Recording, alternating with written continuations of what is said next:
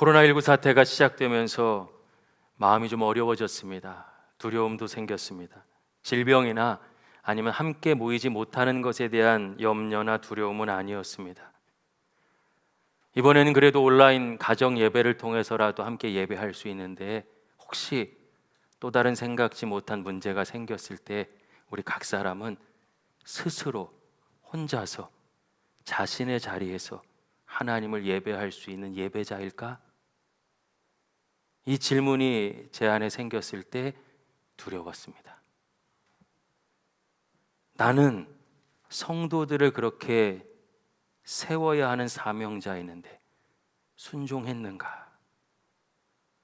부담스러워하는 성도들의 반응을 두려워해서 강권하여 가르치지 못한 것은 아닌가 염려되었습니다.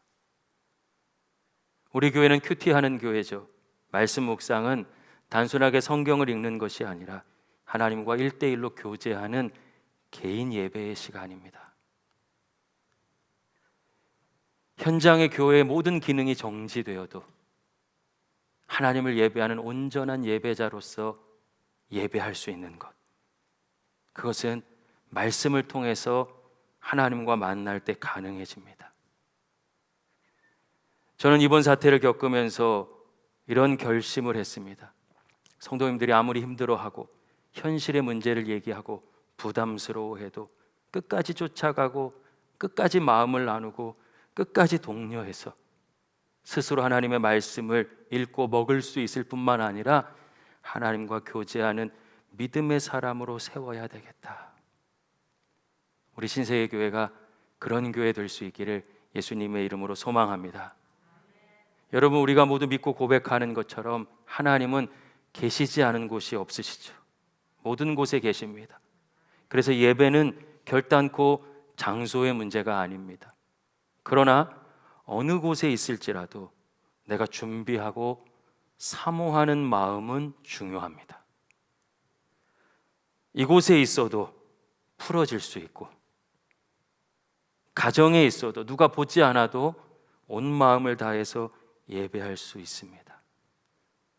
익숙해지거나 사람의 시선에 있고 없음에 따라 변질되는 예배자의 마음이 아니라 언제나 하나님의 시선만 의식하면서 온전히 하나님을 예배하는 교회, 예배하는 성도, 우리 신세계 공동체가 될 수 있기를 예수님의 이름으로 축복합니다.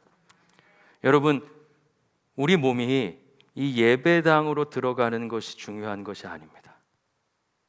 저와 여러분이, 우리가 예수님의 말씀과 성품 안으로 들어가는 것이 중요한 거예요. 그게 본질입니다.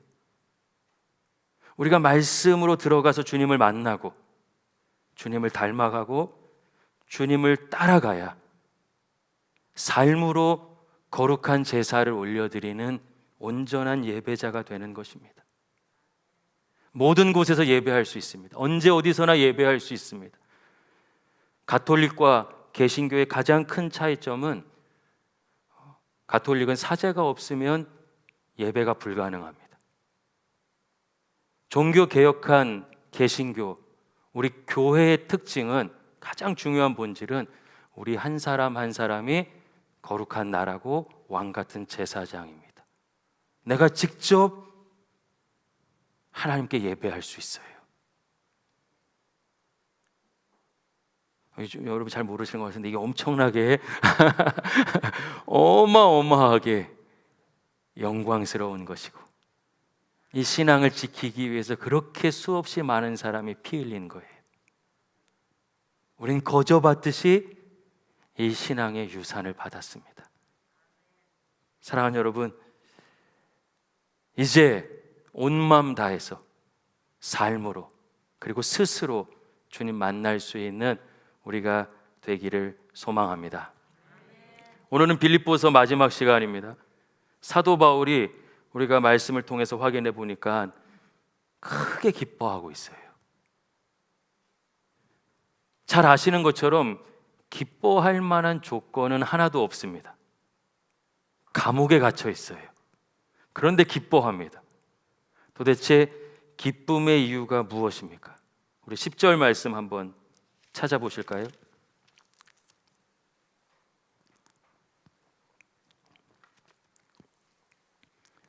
제가 읽겠습니다. 내가 주 안에서 크게 기뻐함은 너희가 나를 생각하던 것이 이제 다시 싹이 나미니 너희가 또한 이를 위하여 생각은 하였으나 기회가 없었느니라. 아멘. 빌립보 교회 성도들이 다시 바울을 생각하기 시작했대요. 바울을 위하기 시작했다는 것입니다. 이유는 잘 나오지 않는데 어느 순간 바울을 위해 기도하고 또 후원하고 선교비도 보내고 사랑의 마음을 전하던 것이 끊어졌었나 봐요. 근데 이제 다시 회복된 것이, 사도 바울은 두 가지 측면에서 그들이 그런 마음을 가진 것에 기뻐하고 하나님께서 그들에게 그런 마음을 주셨다, 그들을 성장시키셨다, 그들을 변화시키셨다, 하나님의 손길에 기뻐하는 것입니다. 여러분, 주님 안에서 이건 영적인 가족으로 인한 기쁨이잖아요. 우리가 어려움을 겪어보니까 소유해야지, 환경이 좋아야지 기뻐할 수 있다는 생각이 더 커졌습니다. 그런데 조금만 생각해 볼까요? 지금 코로나19 사태 때문에 더 어려워졌는데 우리가 3달 전만 해도 이렇지 않았잖아요. 지금보다는 훨씬 좋은 환경, 훨씬 좋은 소유 가운데 있었습니다. 그때도 여러분 염려하셨어요.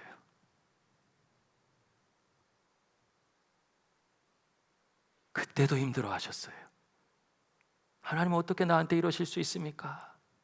은혜가 없어요. 왜 나만 안 되는 것입니까? 그런데 오늘은 그날만 해도 좋겠다는 생각이 들잖아요. 기쁨은 결단코 소유와 환경에 있지 않습니다. 제가 이번에 깨달은 것이 있어요. 어느새 신세계교회 부임해서 목회하게 된 것이 5년째에 들어섰습니다. 시간이 참 빨리 지났어요.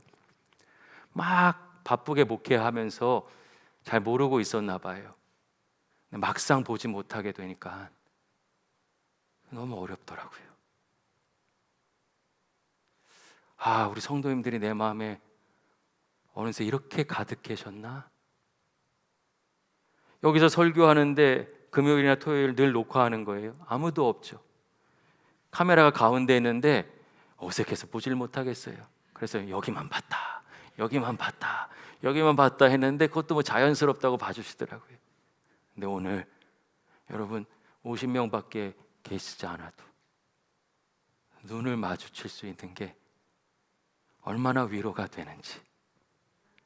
여러분 어떠신지 모르겠지만 저는 이렇게 함께 하는 것만으로 얼마나 감사하고 막 이렇게 회복이 되고 충전이 되고. 아무 감흥도 없어요. 영적 가족이 보여주는 사랑은 무엇과도 바꿀 수 없는 기쁨이죠. 사도 바울이 그걸 경험한 거예요. 사랑하는 여러분, 우리는 얼굴을 대면하기 어려운 시기를 보내고 있습니다. 그러나 대면하지 않아도 마음은 전달됩니다. 여러분, 매일 얼굴을 가까이 대고 지내는 사람들 중에 마음의 거리는 어마어마하게 멀게 느껴져서 곁에 있어도 함께 있는 것 같지 않은 분들 계시잖아요. 대면하기 때문에 가까워지는 게 아니에요. 멀리 떨어져 있는데도, 유학가 있는데도, 군에 있는데도, 지방의 일 때문에 이곳에 예배드리지 못해도 믿음의 가족들이 내게 직접 연락하지 않아도 중보기도만 해도 그 기도는 절대로 땅에 떨어지지 않기 때문에 우리 마음에 다가옵니다. 여러분, 카톡을 하시든 영상 채팅을 하시든 그건 방법이에요. 어느 것도 좋습니다. 그래도 영상으로 얼굴이라도 한번 보면 좋은 점도 있더라고요. 어떤 방법이든 마음을 나누는 것, 진심을 나누는 것, 관심을 갖고 염려하고 무엇인가 시도하는 것이 중요한 것이죠. 우리 신세계교회는 오이코스 영적 가족을 표방하는 교회인데 아마 이번 사태를 통해서 우리 수준이 확인됐을 거예요. 혹시 부족한 것이 있다면 회개하고 잘한 것이 있다면 격려하면서 누가 먼저라고 할 것 없이 한 걸음 먼저 다가가는 우리 모두 될 수 있기를 예수님의 이름으로 축복합니다. 14절 한번 보실까요? 제가 읽어볼게요. 그러나 너희가 내 괴로움에 함께 참여하였으니 잘하였도다. 영적 가족이 이 빌립보 교회 성도들이 사도 바울을 위해서 마음을 전한 것뿐만 아니라 사도 바울은 뭐라고 표현하냐면 자신과 함께 고난에 동참했대요. 사도 바울이 복음 전하는 일이 어려운 일이었으니까 거기에 선교비 전해서 이렇게 심정적으로 함께 어려운 사명 감당했다. 물론 이렇게 해석할 수도 있습니다. 근데 더 정확한 부분은 지금 빌립보 교회 성도들이 누구 다른 사람 도울 만한 여건은 아니었다는 뜻이에요. 이들의 삶도 어마어마하게 어려웠던 거예요. 내 가족 챙기기도 어렵고 내 한 몸 건사하기 어려운 그 순간에 하나님의 비전을 보고 헌신하는 사역자를 보면서 같이 아파하고 기도하고 도왔다는 것입니다. 사도 바울이 알았겠죠. 그걸 에바브로디도 편에 그 선교비를 받았어요. 저는 털썩 주저앉았을 것 같아요. 아이고 이 사람들아, 지금 당신들이 누구 다른 사람 도울 때야? 자기들도 얼마나 어려운데 내가 뭐라고 나한테 이렇게 사랑을 보내고 자기들도 굶을 수 있는데 나한테 이런 선교비를 보내다니 이게 도대체 말이나 되냐고 하면서 엉엉 울었을 것 같아요. 돈을 받은 게 아니죠. 그 마음이 느껴진 거예요. 그 사랑이 하나님께서 움직이신 하나님의 역사가 경험된 것이죠. 바울이 얼마나 감사하고 행복했을지 우리 모두 짐작할 수 있습니다. 근데 이 본문을 읽는데 전 여러분이 떠올랐어요. 우리 신세계 교회의 모든 가족도 고난에 함께 참여하며 복음을 증거하고 있습니다. 여러분 요즘 얼마나 어려운 시기입니까? 코로나19의 어려움은 불확실성의 어려움이죠. 세계 최강국의 권력자도 세계적인 석학들도 이 어려움이 언제까지 갈지 가늠하지 못해요. 앞으로 더 큰 문제가 생길지 어떨지 판단을 할 수 없는 정도의 어려움. 그래서 어쩌면 피부에 와닿지 않을 수도 있어요. 뭐라 표현할 수 없는 어려운 시기죠. 조금 안정되니까 경제적인 걱정이 또 찾아오잖아요. 그럼에도 너무나도 많은 성도들이 어려운 교회를 돕는 고난주간 금식에 동참해 주셨습니다. 금식의 의미가 무엇입니까? 나는 물질로 사는 사람이 아닙니다. 나는 음식으로 사는 사람이 아닙니다. 나는 하나님을 믿는 믿음으로 사는 사람입니다라는 고백이죠. 그 금식을 통해서 우리가 하나님께 드린 예물은 돈이 아니에요. 내 자신이죠. 마음이죠. 생명이고 에너지입니다. 우리가 꾸준히 지난 4년 동안 고난주간 금식 헌금을 해왔습니다. 한 끼 금식하면서 최고로 많이 참여했을 때 150분 정도 참여하면서 180만 원 정도 모였어요.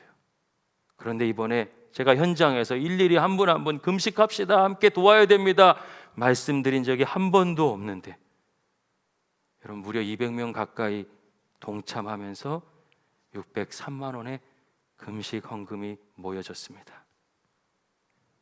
20곳의 교회를 도왔는데 한 교회 전화드렸어요. 목사님 요즘 많이 어려우시죠? 우리 교회 성도들이 작은 것이지만 정말 6일 동안 한 끼씩 금식하면서 모아서 마음을 드립니다. 하나님께서 목사님과 교회와 함께 하실 거예요. 이렇게 마음을 전하는데 그 수화기 뒤편에 어깨가 막 들썩이면서 우는 것 같은 느낌이 전달되는 거예요. 우리의 작은 정성이 얼마나 큰 사랑인지 확인했습니다. 그렇게 다급하고 어려운 교회들을 여러분과 함께 20곳이나 도울 수 있었다는 것이 감사하고 참 자랑스러웠어요. 사도 바울이 빌립보 교회 성도를 생각하면서 왜 그렇게 기뻐하고 감사하고 자랑스러워했는지 조금은 느껴졌습니다. 여러분, 603만 원 우리 교회 재정 가운데 없는 것은 아니에요.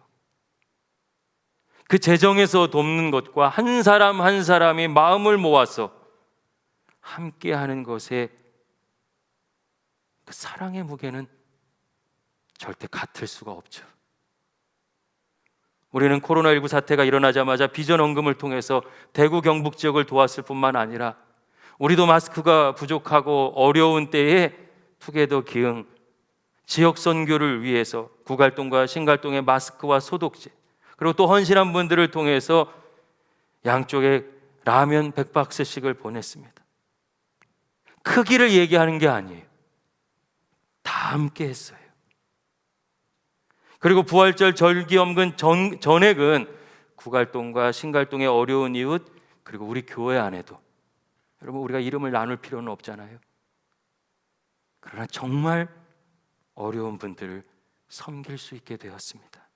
하나님께서 여러분을 통해서 이 일을 행하신 줄로 믿습니다. 요즘 재정적으로 어렵지 않은 교회가 얼마나 되겠습니까? 사실 우리 교회도 부족해요. 그러나 넉넉해서 선교하는 것이 아닙니다. 선교는 하나님께서 원하시는 것이고 사명이고 하나님의 꿈이기 때문에 어려운 가운데도 허리띠를 졸라매고 순종하는 것입니다. 전 넉넉해서 나누는 사람들 잘 못 봤어요. 넉넉하든지 없든지 하나님의 마음을 헤아리는 사람이 선교하는 것입니다. 우리는 없지만 부족하지만 하나님을 사랑하고 그 사랑을 경험했기 때문에 이 위기 속에서도 이웃을 향해 사랑을 나누는 줄로 믿습니다. 매주 토요일 날 장로님들과 함께 모여서 큐티하고 1시간 동안 큐티하고 기도하고 또 1시간은 다음 주 예배는 어떻게 할 것인지 정부의 지침에 따르면서 아주 민감하게 기도하면서 매주 결정했어요. 그리고 선교에 대한 비전을 나누었습니다. 주님께서 우리에게 주신 마음이 있어요. 우리 성도님들에게 더 많은 선교 헌금을 요청하지는 말자. 그 대신 상반기 우리 교회 모든 재정 중에 운영과 사역을 위한 필수적인 재정을 다 지출하고 남은 것이 있다면 그 전액은 앞으로도 코로나19로 인해서 어려운 교회 안팎의 이웃들과 성도님들을 향해서 사랑을 나누자. 6월 말 결산하고 우리 교회는 그 일을 감당하려고 합니다. 여러분, 이 위기가 언제까지 지속될지 몰라요. 그러나 함께 사랑하고 함께 나누고 함께 위로하고 함께 격려한다면 하나님 살아계신 분이시기 때문에 반드시 넉넉한 은혜와 능력으로 이 위기를 이겨낼 수 있다고 믿습니다. 우리 주님이 먼저 어려운 이웃을 향해 십자가 지고 걸어가시기에 우리 교회는 믿음으로 그 길을 따라가려고 합니다. 사랑하는 여러분, 함께 기도해 주시고 함께 동참해 주시기를 부탁드립니다. 18절 말씀을 보면 바로 그런 헌신, 그런 빌립보 교회 성도들의 고난 가운데도 어려움 가운데도 허리띠를 졸라매고 하나님의 사랑을 나누는 그들의 그 모습 자체가 하나님 받으시는 향기로운 제물이라고 사도 바울이 고백하고 있어요. 로마서 12장에선 사도 바울이 이걸 뭐라고 이야기합니까? 우리 몸으로 드리는 거룩한 산 제사라고. 살아있는 제사. 어려운 가운데도 하나님의 말씀을 붙잡고 순종하며 사랑을 나누는 그 모습이 살아있는 예배라고, 내 자신을 드리는 하나님 기뻐 받으시는 예배라고 성경은 선언했고, 우리는 이 말씀 속으로 들어가서 순종하는 것이에요. 그리고 하나님께서 그렇게 빌립보 교회를 받으신 것처럼 우리 신세계 교회를 받으실 줄로 믿습니다. 오늘 말씀을 보니까요, 빌립보 교회는 개척된 지 얼마 안 되는 교회인데 초신자들 아니겠어요? 그런데 이제 자기 중심의 신앙을 넘어서고 있습니다. 조금만 어려우면 삐지고 섭섭해하고 힘들어하고 낙심하고 두려워하고 오락가락하는 것을 넘어서서 하나님의 꿈을 보고 하나님의 비전을 보고 사랑을 나누는 신앙으로 올라가고 있어요. 그것을 본 하나님, 그것을 본 사도 바울, 얼마나 놀라웠겠습니까? 우리 신세계 공동체의 모든 가족들이 서로를 바라볼 때마다 우리가 영적으로 점점 성장해가고 영적인 거인이 되는 것을 볼 때 반드시 우리 안에 기쁨이 넘쳐나게 될 줄로 믿습니다. 여러분, 사도 바울은 빌립보 교회를 향해서 감사하고 그러는데 사실은 물질 때문에 기뻐한 것이 아니잖아요. 근데 물론 사도 바울의 대적자 중에는 사도 바울이 선교비 받아서 기뻐한다고 모함했던 사람도 있습니다. 그래서 11절 보면 바울은 뭐라고 고백하냐면 어떠한 형편에든지 내가 자족함을 배웠다. 자족은 있는 것으로 스스로 만족한다는 것이죠. 이 자족이라는 표현은 사실 당시에 헬라 철학 중에서도 스토아 철학이라고 있어요. 스토아 철학은 금욕주의였습니다. 세상 것으로 기뻐하지 않고 내 몸과 마음을 단련시켜서 내가 자족하며 살겠다. 마치 우리 동양적 사고 속에서는 돌을 닦는 것처럼, 명상하는 것처럼, 수행하는 것처럼 자족을 위한 노력을 했습니다. 사도 바울이 그런 자족이란 표현을 썼습니다. 그런데 우리는 뭐가 달라요? 이걸 내 힘으로 갈고 닦는 것이 아니라 주 안에서 주님께서 주시는 능력으로 나는 환경에 흔들리지 않고 만족할 수 있는 사람입니다라는 고백입니다. 그걸 더 구체적으로 부연하는 것이 12절이에요. 제가 읽어볼게요. 나는 비천에 처할 줄도 알고 풍부에 처할 줄도 알아. 모든 일 곧 배부름과 배고픔과 풍부와 궁핍에도 처할 줄 아는 일체의 비결을 배웠노라. 아멘. 여러분 11절 중반부를 보세요. 어떠한 형편에든지 나는 자족하기를 어떻게 했다고요? 배웠노라. 12절에도요. 일체의 비결을 배웠노라. 믿었기 때문에 그냥 된 게 아니에요. 우린 자꾸만 나는 움직이지 않고 순종하지 않고 하나님 때문에 저절로 이루어지는 주술적인 신앙을 꿈꿉니다. 기독교 신앙은 그런 것이 아니에요. 하나님을 신뢰하고 그분이 내 삶의 주인 되기 때문에 그분을 따라가는 것입니다. 이 순종의 과정 가운데 사도 바울은 어려움도 많이 겪었을 거예요. 그런데 해보니까 하나님이 능력 되어 주셔서 결국 해낸 것입니다. 어떻게 됩니까? 비천에 처했는데, 궁핍에 처했는데 지나치게 염려하지도 않고 낙심하지도 않고 비굴해지지도 않았다. 주님이 내 능력 되어 주시니까 내가 이렇게 없는데도 나 너무 담대하더라. 물질이 나를 무너뜨릴 수 없더라. 할렐루야. 사도 바울이 자기에게 놀란 거예요. 그리고 풍부에 처했다. 여러분, 부유해진 나라들이 보이는 것처럼 신앙 잃어버리잖아요. 무슨 문제 있으면 기도했는데 해결되면 하나님 떠나잖아요. 없는 것처럼 살잖아요. 그런데 그때도 내가 나의 주인 되지 않고 내 믿음을 지킬 수 있었다. 그거를 풍부에 처하는 방법도 배웠다 라고 표현합니다. 우리도 배워야 해요. 어제보다 주님께 더 가까이 가는 믿음. 그 주님과 함께 할 때 저와 여러분도 흔들리지 않을 줄로 믿습니다. 근데 이런 믿음을 13절에서 고백하죠. 여러분, 이 말씀은 너무 좋아하시는 말씀이니까 우리 찾아서 같이 한번 읽어볼까요? 시작. 내게 능력 주시는 자 안에서 내가 모든 것을 할 수 있느니라. 아멘. 여러분, 한국교회 성도들이 제일 좋아하는 성경 구절 2개, 탑 2를 뽑으면 첫 번째 시편 23편, 두 번째 빌립보서 4장 13절이에요. 내게 능력 주시는 자 안에서 내가 모든 것을 할 수 있다. 가장 좋아하는 구절이지만 가장 오해한 구절이기도 합니다. 이 말씀이 있게 된 배경은 무시하고 내게 능력 주시는 자 안에서 내가 모든 것을 할 수 있다는 그 구절에만 집중해 버렸어요. 모든 것을 할 수 있는 신비로운 개인의 능력이나 무조건 잘 된다는 긍정의 힘으로 해석해 버렸습니다. 왜곡이에요. 워낙 한국교회가 그런 류의 신앙을 선호하다 보니까 하나님께서 이 말씀을 왜 주셨는지는 생각하지 않고 내 욕망을 말씀 한 절에만 투영해 버렸습니다. 사도 바울은 고린도 교회 성도들을 향해 편지를 보낼 때 이렇게 고백했죠. 나의 약함이 곧 뭐라고요? 강함이다. 이 말씀이 어떻게 나왔습니까? 사도 바울의 육신에 가시가 있었어요. 큰 질병이 있었대요. 간질이라고도 하고 또 아주 심각한 안질이라고도 합니다. 정확하진 않아요. 너무 괴로운 거예요. 삶을 영위할 수 없을 만큼. 근데 하나님께 간절히 3번이나 기도했는데 하나님께서 뭐라고 응답하셨습니까? 모든 것을 다 할 수 있도록 만사형통하게 하신 것이 아니라 너의 은혜가 너에게 충분하다.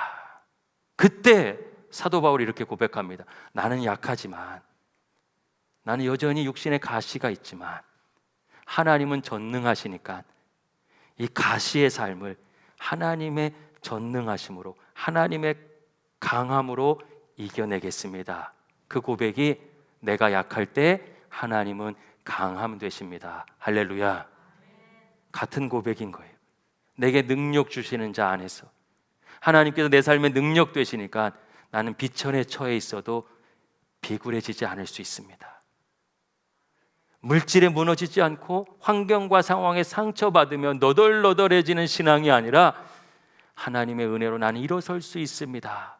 내게 능력 주시는 자 안에서 나는 부요해져도 물질에 휘둘리지 않고 하나님의 주인 되심을 인정하며 살 수 있습니다 라는 신앙의 고백이 내게 능력 주시는 자 안에서 나는 모든 것을 할 수 있습니다 라는 고백이고 해석이에요.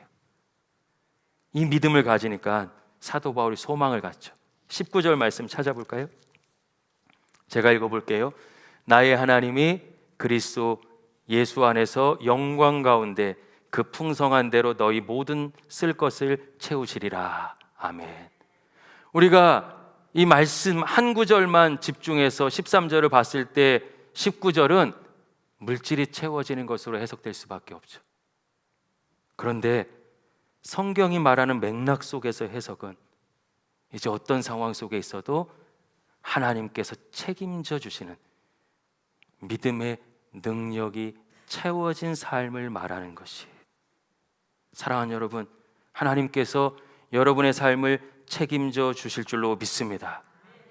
그래서 빌립보 교회는 고난 가운데 복음의 진보를 경험하고 신앙의 성장을 경험하며 그 어려움 가운데도 사도 바울과 함께 선교에 동참하며 하나님께서 기뻐하시는 삶으로 들어갑니다. 더 이상 환경과 상황이 아니라 주님 바라보게 되고 주님으로만 기뻐할 수 있는 신앙을 누리게 되죠. 여러분, 얼마나 멋있고 놀라운 신앙입니까? 이제 말씀을 마무리하겠습니다. 삶은 오늘도 우리를 힘들게 합니다. 환경은 좀처럼 내 마음대로 되지 않습니다.